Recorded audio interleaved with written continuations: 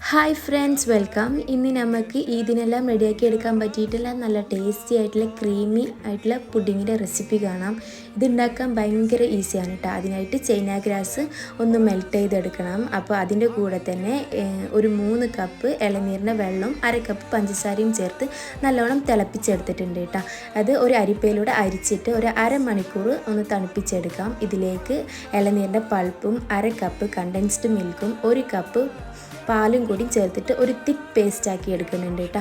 ഇതിൻ്റെ detailed video ഞാൻ ചെയ്തിട്ടുണ്ട്. താഴെ കൊടുക്കുന്ന ലിങ്കിൽ കയറി കഴിഞ്ഞാൽ കാണാൻ പറ്റും കേട്ടോ. ഇനിയിപ്പോൾ നമ്മൾ നേരത്തെ മാറ്റി വെച്ചിട്ടുള്ളത് ഒരു ക്യൂബായിട്ട് കട്ട് ചെയ്തെടുക്കുക.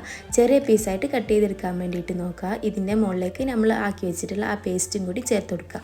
ഡെക്കറേഷനൊക്കെ നമുക്ക് ഇഷ്ടമുള്ള പോലെ ചെയ്തെടുക്കാം കേട്ടോ. ഞാനിവിടെ കുറച്ച് ബദാമും പിസ്തയും കൂടി മുകളിൽ ചേർത്ത് കൊടുക്കുന്നുണ്ട്. അപ്പോൾ എൻ്റെ വീഡിയോ ഇഷ്ടമായിക്കുകയാണെങ്കിൽ ലൈക്ക് ചെയ്യുക. പുതിയ വ്യൂവേഴ്സ് ഉണ്ടെങ്കിൽ ചാനലൊന്ന് സബ്സ്ക്രൈബും കൂടിയും ചെയ്യാം.